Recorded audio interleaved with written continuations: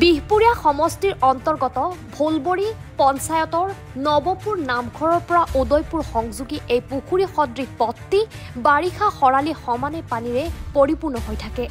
জৰাজীৰ্ণ পথছোৱা মেৰামতি কৰিবলৈ আহৰি নাই সংশ্লিষ্ট বিভাগৰ।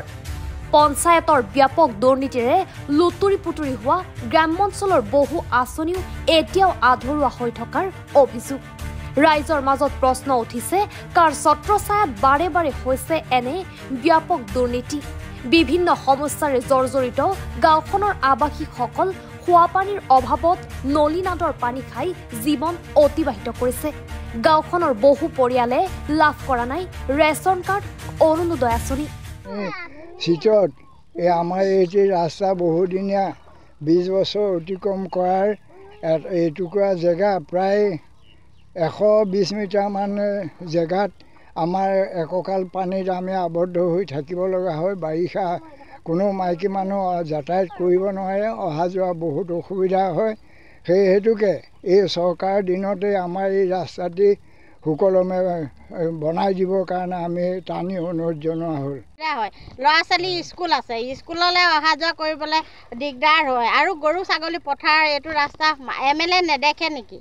এইটো ৰাস্তাটিতো শ মানুহ অহা যোৱা কৰে।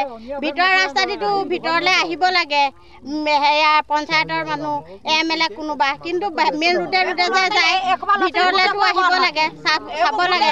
বিশুদ্ধ পানী খোৱা হয়, বেমাৰ আজাৰ হয়, এইবিলাকতো কোনো চাবলৈ নাহে। নিৰ্বাচনৰ সময়ত মাত্ৰ কুকুৰ মেকুৰী নিচিনাকে ভোট বিচাৰি আহে, তাৰ বাহিৰে দৰকাৰ নাই। দুবাৰ তিনিবাৰ ৰাস্তা আহিছে, পইচা ক'লে যায়, কোনো হিচাপ নাই ইয়াত।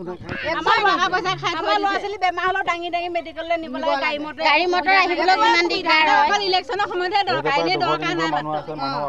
ইলেকশ্যনৰ সময়ত চবে আহি ভৰি আহে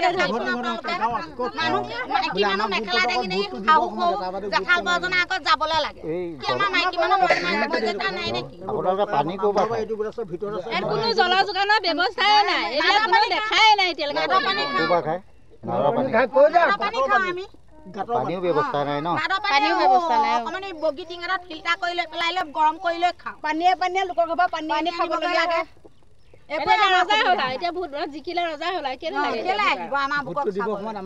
নাৰায়ণপুৰৰ পৰা জয়ন্ত হাজৰিকাৰ ৰিপৰ্ট, এনি ভাৰত 24।